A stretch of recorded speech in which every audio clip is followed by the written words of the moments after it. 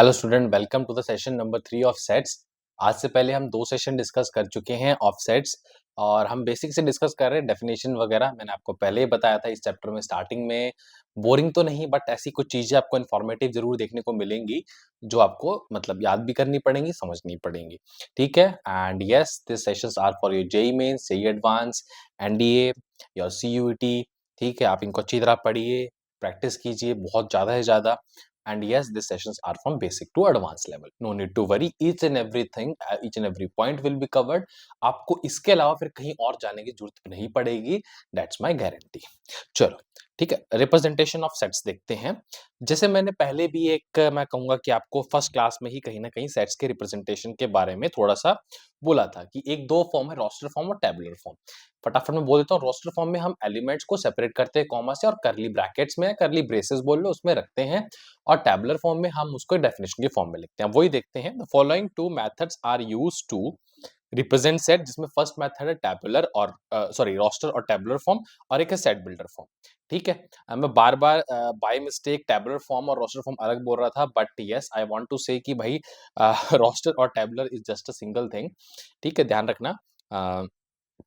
Set builder form is your second method. मतलब set builder में what we do it by definition. तभी मैंने कहा था कि थोड़ा सा यहाँ पर मैं बस इंट्रोडक्शन सा ही दे रहा हूँ। जब हम इस फ्लो में आएंगे each and everything will be covered. ठीक है? तो ध्यान रखना, दो फॉर्म है। रोस्टर फॉर्म तो वही जो मैंने आपको बताया था कि ए बी सी डी या फिर कोई एलिमेंट्स आपके पास हो, कॉमा सेपरेट कर लोगे, करली ब्रेसिस में डालोगे।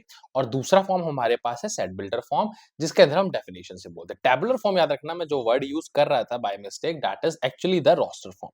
वो अलग नहीं है, दैट्स अ सेम नेम, मतलब same thing but different different name. Roster और tabular form is the same thing, set builder form is a different thing. तो दो टाइप होते हैं, ऐसे तीन टाइप मत बना देना, ये तो बस अलग अलग नाम है, चीज एक ही है। अब रोस्टर फॉर्म में ऐसे आपको बता ही चुका हूं क्या होता है। इन द रोस्टर फॉर्म, एक एक करके लाइन भी पढ़ लेते हैं। ठीक है?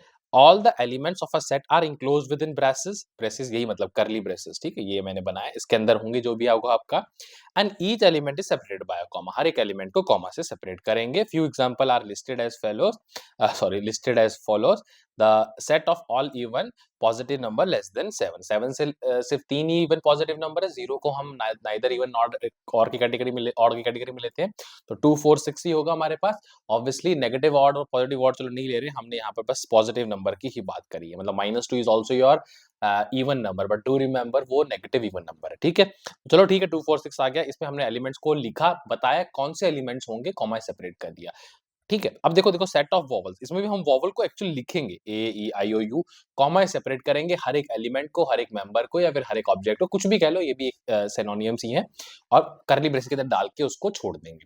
सेट का नाम भी दे सकते हैं किसी तरीके से, जैसे वॉवल को वी से रिप्रेजेंट करता है, लेकिन करोगे तो कैपिटल वी वेरिएबल लेना पड़ेगा, ना कि स्मॉल वी। ठीक है? A set of odd natural number represented by, अब देखो इसमें डॉट डॉट लगा के छोड़ दिया, मतलब इन्फिनिटी जा रहा है, क्योंकि यहाँ कोई और कंसीडरेशन या और कंडीशन नहीं थी। ऑड नेचुरल नंबर 1 से स्टार्ट होते हैं, 3 5 मतलब इसके बाद 2 गैप से चलते रहेंगे और इन्फिनिटी तक जाएंगे। ठीक है? 3 डॉट्स, इसके भी बारे में बताया गया है। Ellipsis denote that list is endless, कि ये मतलब एंडलेस लिस्ट है। ठीक है? Note in this roster form the element of set are not represented. Okay, in the roster form the element of the set are not represented, all the elements are taken as distinct example। हाँ, देखो ये जो बोल रहा है are not represented, नहीं, ये repeated word, मतलब रिपीट नहीं होता। फॉर एग्जाम्पल जैसे आपने स्कूल के वर्ड में देखा ओ 2 बार हो रहा है, तो हम दो को 2 बार नहीं लिखेंगे, एक ही बार लिखेंगे। कोई सिंपल अगर ऐसे बोलता है, please right the all the like letters available in the word school, आप बोलोगे SCHO और L। ओ को 2 बार नहीं लिखोगे, 2 बार कहीं लिखा हो तो उसको हम ऑटोमेटिकली एक बार में कन्वर्ट कर देते हैं। ठीक है? तो ये इंपॉर्टेंट चीज़ है, इसको मैं पहले ही बता चुका हूँ। फिलहाल आपकी लर्निंग के लिए नया पॉइंट ये है कि, नया पॉइंट भी नहीं कहूँगा, बट मतलब मेन एम्फेसिस का पॉइंट ये है कि आपको पता होना चाहिए रोस्टर फॉर्म में we put all the elements, all the objects you can say by comma separated and yes in the curly braces। दूसरा, इसमें रिपीटेशन नहीं होता है। ठीक है? the order in which the element of a set is written is immaterial। ये भी important बात, immaterial मतलब इसकी इंपॉर्टेंस नहीं है। मतलब अगर आपने स्कूल के, चलो देखो लिखा, पहली बात तो स्कूल के लेटर्स को लिखोगे कैसे, करली ब्रेसेस में लिखोगे सेपरेटेड बाय कॉमा, ये फर्स्ट रूल हो गया एक तरीके का। दूसरा, इसमें रिपीटेशन को कंसीडर नहीं करोगे, 2 बार नहीं लिखोगे, वो गलत होगा। और तीसरी चीज आपको ध्यान रखना है, इसमें ऑर्डर मैटर नहीं करेगा। किसी ने अगर बोला कि a set which contain all the letter of the word school is like HOL, एक मिनट, comma L, S and C, मेरे ख्याल से यही, हाँ। तो इसका मतलब, और किसी ने बोला कि सम इज लाइक, मतलब किसी ने बी नाम से बोला, सपोज उसको बोल देता हूं मैं S C comma H O L. तो आप ये नहीं कह सकते A and B are different, A and B are actually same. ऐसा नहीं कि उसमें ऑर्डर अलग तरीके से लिखा, मतलब पहले एस से स्टार्ट किया, इसने एस से स्टार्ट किया, वो कोई इसको डिफरेंट क्रिएट नहीं करता, उससे कोई डिफरेंस नहीं आएगा। आप बोलोगे A and B are actually same, A equal to B. समझ गए इमैटेरियल क्यों है ये? क्योंकि इसकी इंपॉर्टेंस नहीं है।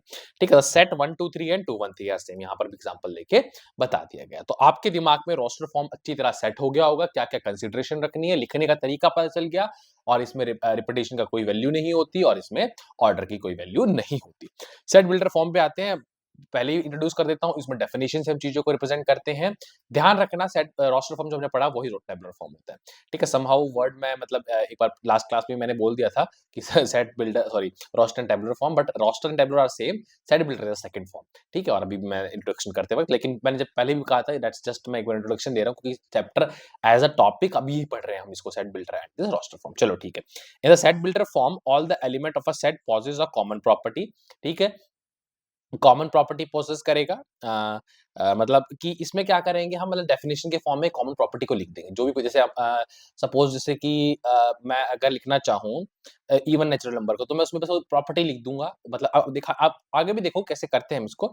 This common property does not match with any element outside this set. मतलब इसमें जैसे अभी हमें पता है कि एलिमेंट में पांच, सॉरी, सेट के अंदर 5 एलिमेंट होने चाहिए थे, तो हम उस प्रॉपर्टी को इस तरीके से लिखेंगे इन टर्म्स ऑफ स्टेटमेंट और in terms of mathematical statement, कि उसके अलावा फिर और कोई एलिमेंट ना है, सिर्फ वो ही फिक्स 5 एलिमेंट को ले। हम ऐसा नहीं कि वो 12 भी उसमें इंक्लूड हो रहा है, मतलब 2 4 6 और 8 और 10 मेरे एलिमेंट है, मान के चलो ये 4 5 इवन नंबर मैं ले रहा हूँ, तो ऐसा नहीं कि 12 आप ऐसे डेफिनेशन लिख दो कि 12 भी उसका अंदर पार्ट बन जाए, नहीं, फिर आपका आउटसाइड वाला एलिमेंट उस डेफिनेशन से, वो डेफिनेशन स्टेटमेंट पे सिंपल इंग्लिश स्टेटमेंट हो या फिर मैथमेटिकल भी स्टेटमेंट हो, उससे वो एम्फसाइज हो जाना चाहिए कि any other element outside this will not come. ठीक है, all the elements A E I O possess a common property that is each alphabet is a vowel। हाँ, ऑब्वियसली इन सब की खास बात क्या है कि ये सारे वॉवल है।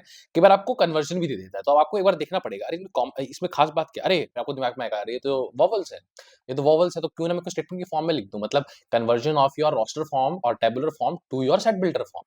तो उसमें भी आपको, उसमें क्या आपको ऑब्जर्व करना पड़ेगा। ठीक है, डायरेक्टली लिखने के लिए तो आपको चीजें चीजें वैसे कर लोगे आप, बट उसमें ऑब्जर्व करना पड़ेगा which none other letter possessing the property. मतलब अगर आप इसको डेफिनेशन के फॉर्म में लिखते हो कि set A contains all those letter which are vowel, तो इसमें कोई एक्स्ट्रा एलिमेंट इंक्लूड नहीं होगा तब, है ना।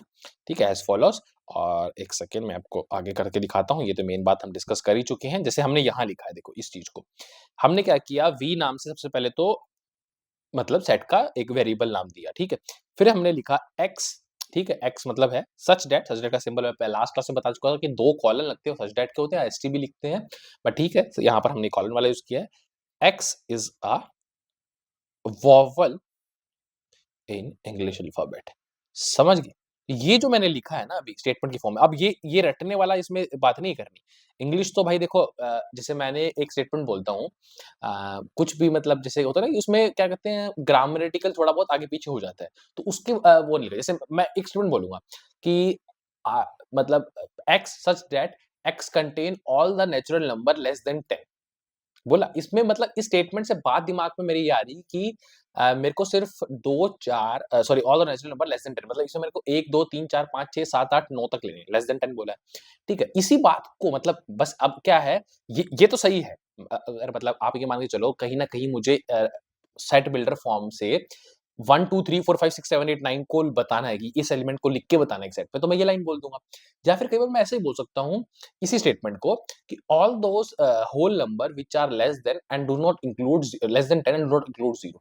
अब ध्यान रखना, ये जो मैंने लाइन लिखी है स्टेटमेंट पे, वो काफ़ी मतलब इंग्लिश लैंग्वेज में कुछ वर्ड भी ऐड एक्स्ट्रा हो गए, कुछ मतलब आपको मतलब इंग्लिश लैंग्वेज में तो स्टेटमेंट अलग होगी ना एक तरीके से देखा जाए तो। लेकिन इनका मतलब सेम आ रहा है और इनसे जो एलिमेंट निकल के आएँगे वो सेम आएँगे। तो फिर भी ये एक्चुअल में सेम होंगे।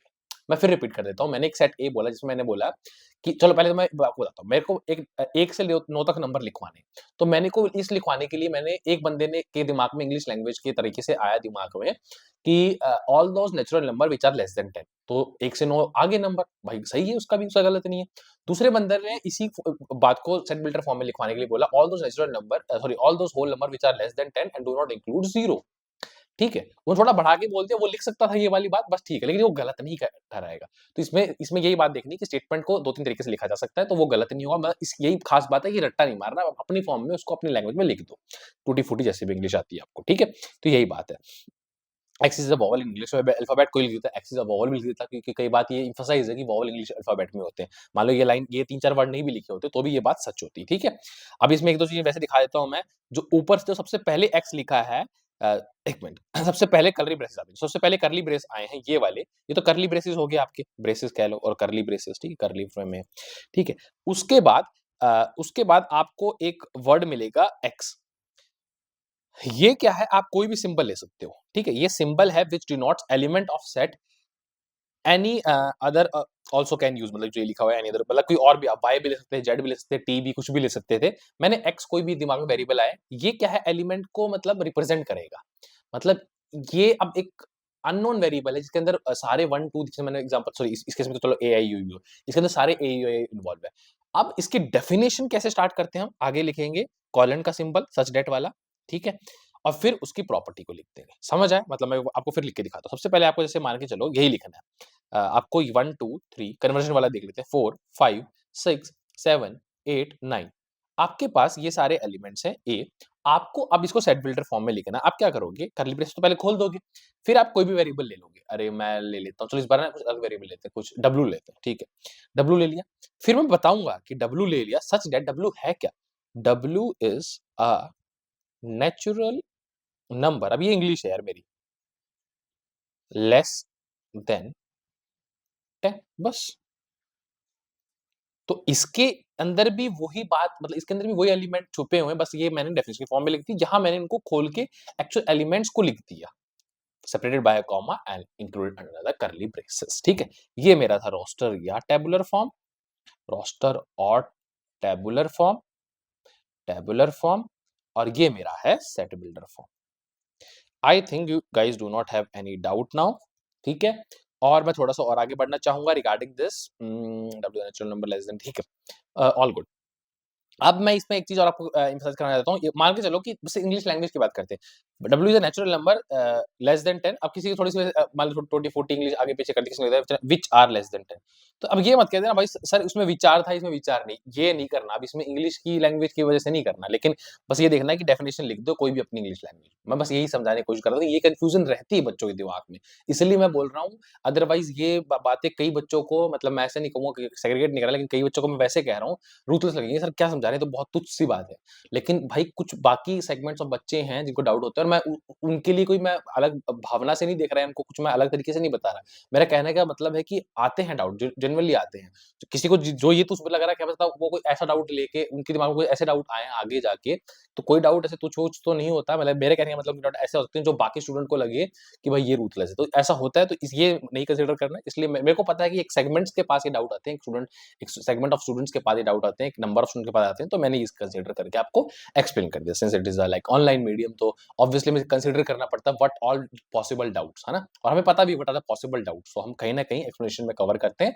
Otherwise you have comment section, please do type there, ask your doubt. तो आज की क्लास में हमने ये दो चीज तो अच्छी तरह समझ ली है, क्या कुछ है। इसके एग्जांपल जैसे और देखते हैं थोड़े से, कि A X such that X is natural number 3 से 10। अगर कोई बोले इसको आपको कन्वर्ट करना है टू योर रोस्टर या टेबुलर फॉर्म, आप फटाफट लिख दोगे, यानी कि 4 5 6 7 8 9, और उनको कर्ली ब्रेसेस में बंद कर दो। तो ये और ये दो सेट सेम है, बस इनको लिखने का तरीका है। ये भी मेरा ए सेट ही लिखा है मैंने, बट वो मैंने लिखा है रोस्टर या टेबुलर फॉर्म में, और जो यहाँ लिखा हुआ है ये मेरा सेट बिल्डर फॉर्म है। The set of all X such that is a natural number 3 से 10 has the numbers this are their element of set है, ठीक है? ये बात इन्होंने एक्सप्लेन कर दी।